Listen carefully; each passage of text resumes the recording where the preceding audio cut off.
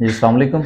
उम्मीद है कि आप तमाम दोस्त खैरियत से होंगे। एक ख़बर जो है वो यकीनन आपकी नज़रों से गुजरी होगी कि जनाब कबीर खान साहब जो हैं एक बहुत बड़े अदाकार इस दुनिया से रुखसत हो चुके हैं। कल 5 मार्च को उनका इंतकाल जो है वो कनाडा में हुआ। कबीर खान साहब 13 नवंबर 1942 को पैदा हुए। उसके बाद उन्होंने अपने फ़नी कैरियर का जो आगाज़ है वो रेडियो पाकिस्तान से किया।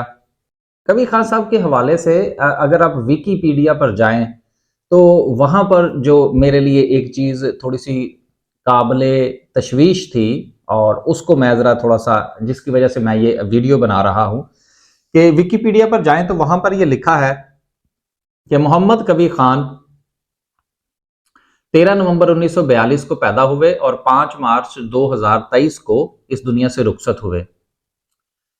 He was a Pakistani Canadian film, radio and television actor।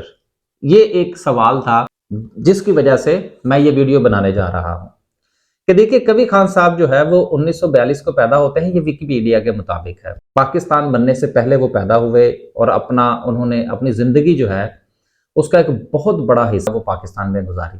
फिर उसके बाद उन्होंने कनाडा की शहरियत हासिल की। फिर अब उनकी जो फैमिली है वो कनाडा में शिफ्ट हुई और फिर उनका इंतकाल भी कनाडा में ही हुआ।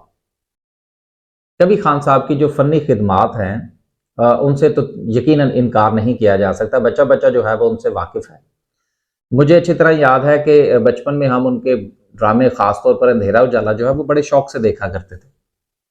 अब एक इतना बड़ा फ़नकार जो कि अपने आप में एक इंस्टीट्यूट था, जिससे यकीनन बहुत सारे लोगों ने और जूनियर आर्टिस्ट जो थे फिल्म, टीवी और रेडियो के, उन्होंने यकीनन बहुत कुछ सीखा होगा। सवाल ये पैदा होता है कि हमारे इतने इतने बड़े नाम जो हैं उनको दूसरे मुल्कों की शहरियत जो है वो क्यों लेना पड़ती है? ऐसी क्या वजह है उनकी जो तदफीन है वो भी फिर गैर मुल्क ममालिक में ही क्यों होती है?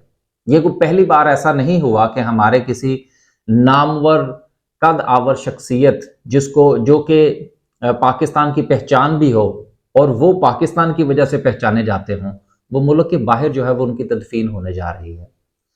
सवाल ये पैदा होता है कि क्या ये सिलसिला जो है ये कबीर खान साहब की शख्सियत तक ही महदूद रहेगा या ये आगे भी चलेगा? जो हालात और वाकयात इस वक्त पाकिस्तान के साथ दरपेश हैं, यकीनन ये सिलसिला यहाँ पर थमने वाला नहीं है।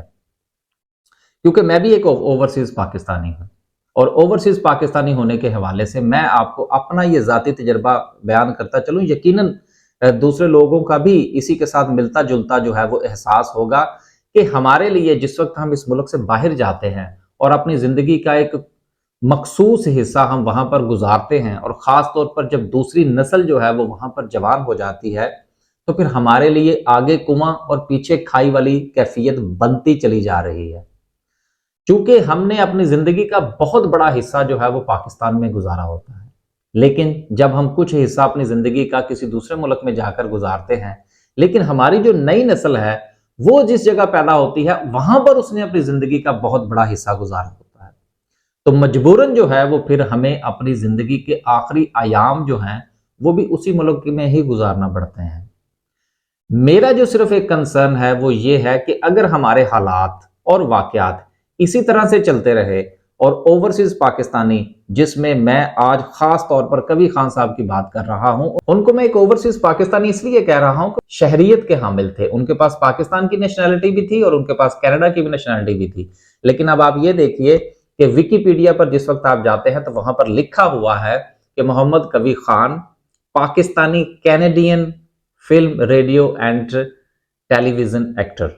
ये सवाल देखिए, मेरे लिए जो सबसे अहम है वो ये है कि एक वो मुल्क जिसमें एक शख्सियत पैदा होती है, वहां पर अपनी जिंदगी गुजारती है, वहां पर अपना नाम पैदा करती है, लेकिन जिस वक्त वो अपनी जिंदगी के आखिरी आयाम की जंग लड़ रहा होता है, चाहे वो किसी भी बीमारी में मुब्तला हो, तो उसको जो आखिरी आयाम के अंदर वो बैरून ममालिक में ही होती है और फिर तारीख जो है उसमें उस मुल्क का नाम भी लिखा जाता है। मुझे यकीनन इस बात से इख्तलाफ नहीं है कि कनाडा का नाम साथ में क्यों शामिल है, लेकिन मुझे इस बात का अफसोस जरूर है कि उसके आखिरी अयाम जो है किसी भी बड़ी शख्सियत के वो पाकिस्तान में नहीं गुजरते।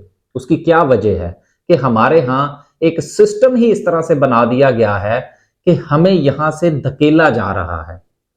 تمام لوگ، ہر شخص کی یہی خواہش ہے اس وقت بھی کہ پاکستان سے باہر بھاگا جائے۔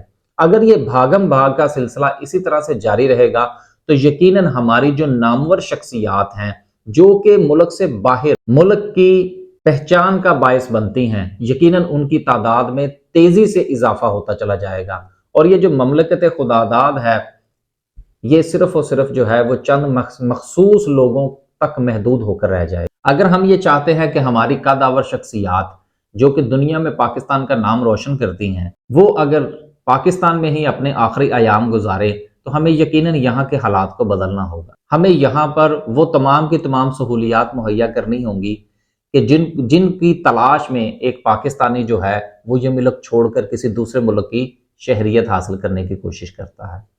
تو یہ ایک لمحہ فکریہ ہے اور ہمیں یہ سوچنا ہوگا کہ کیا کہ ہم اسی طرح بہتے رہیں گے، بہتے بے قرار کی طرح، یا کسی جگہ پر یہ معاملہ جو ہے وہ تھمے گا بھی اور ہمارے لوگ جو ہے وہ پاکستان میں ہی رہیں گے اور پاکستان میں ہی ان کو وہ تمام سہولیات میسر ہوں گی جو کہ ان کو دیگر ممالک میں میسر ہوتی ہیں۔ اللہ حافظ۔